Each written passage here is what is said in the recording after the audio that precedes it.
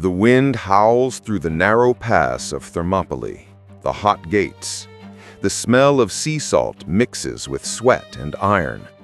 300 men stand shoulder to shoulder, their bronze shields flashing in the sun, their spears planted firmly into the rocky ground. Across the field, an ocean of Persian soldiers stretches to the horizon, tens of thousands, perhaps more than 100,000.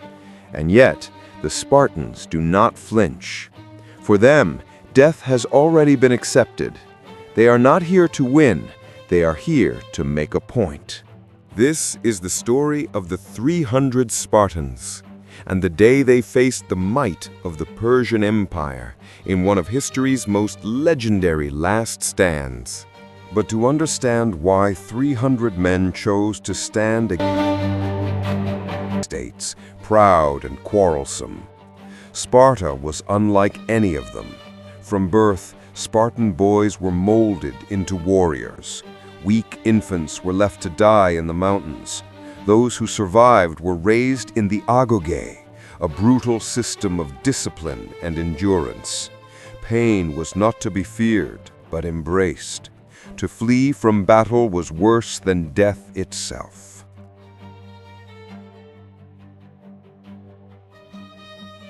Meanwhile, far to the east, the Persian Empire under King Xerxes was expanding like a storm.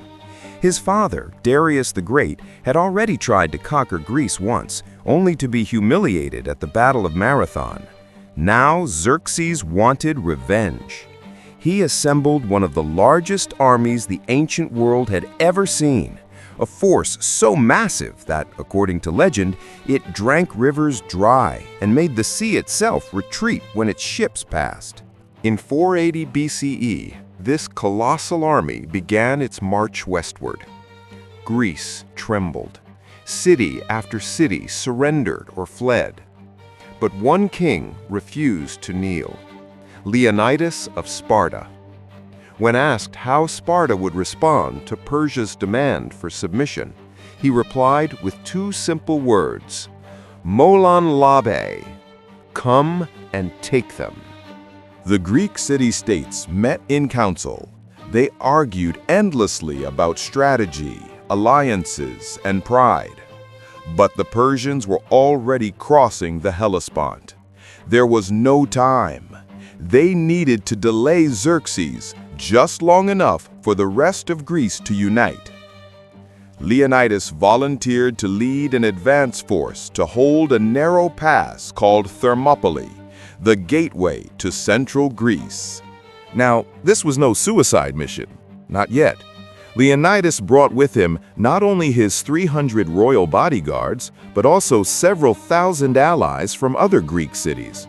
The narrow terrain of Thermopylae nullified the Persians' advantage in numbers. Here, only a few men could fight side by side at a time. For a few days, it seemed possible, just possible, that courage could defy a king. When Xerxes arrived and saw the Greek line blocking the pass, he expected them to flee at the sight of his army. Instead, he found the Spartans calmly combing their hair and polishing their armor. Perplexed, he waited 4 days. Finally, he lost patience and ordered his troops forward. The Persians charged, wave after wave, crashing against the Greek phalanx like water against rock. But the Spartans stood firm. Their discipline was unmatched. Each man fought as part of a single living machine, shields interlocked, spears thrusting with precision. Herodotus tells us that the Persians were whipped from behind just to force them into battle. But it didn't matter. Thousands of them fell. The Greeks barely moved an inch. On the second day, Xerxes sent in his elite warriors, the Immortals, confident that their numbers and skill would break the line. They didn't. The Spartans lured them into the narrowest part of the pass and slaughtered them. By nightfall, the Persian king was furious. His empire, his pride, his divinity, all mocked by a few thousand men in red cloaks. But fate as always, found a way. A local Greek named Ephialtes betrayed his countrymen. He revealed to Xerxes a hidden mountain path that bypassed the pass. Under cover of darkness, Persian troops began their ascent, marching to outflank the Greeks. When Leonidas learned of the betrayal, he knew what it meant. They were surrounded. There would be no escape. He sent most of his allies away to live and fight another day. But he and his 300 Spartans, along with a few hundred Thespians and Thebans who refused to leave, remained behind. They would hold the line. On the morning of the third day, they prepared for death. The Spartans polished their weapons, combed their hair, and stood ready. As the Persians closed in from both sides, Leonidas led a final, furious charge. His men fought with such ferocity that the Persians hesitated. Spears shattered, swords broke, shields splintered, yet the Greeks fought on with bare hands and teeth.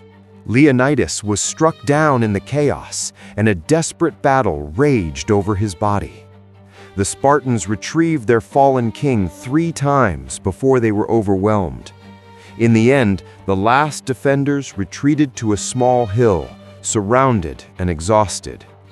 Arrows darkened the sky, and they died where they stood, defiant to the last breath. When Xerxes finally walked the battlefield, his victory was hollow. His army had taken terrible losses. The courage of those few men had shaken the confidence of an empire. The Persian advance continued for a time, but the flame kindled at Thermopylae burned on, leading just a year later to Greek triumphs at Salamis and Plataea. Thermopylae was not a victory in the military sense, but it was a victory of spirit. The story of the 300 became legend, echoing through centuries as a symbol of resistance, duty, and sacrifice. Even today, the stone inscription at the site still reads, "Go tell the Spartans, stranger passing by, that here, obedient to their laws, we lie." 300 men stood against a world power, and though they died, they ensured that the idea of freedom did not. For in that narrow pass amid the dust and blood, Sparta proved that courage can make even the smallest army immortal. Enjoying this journey through history? Smash that like button, hit subscribe, and ring the bell so you never miss a 5-minute dive into the past. Got a historical mystery or epic story you want us to cover next? Drop it in the comments. Your idea could be our next episode on History in 5.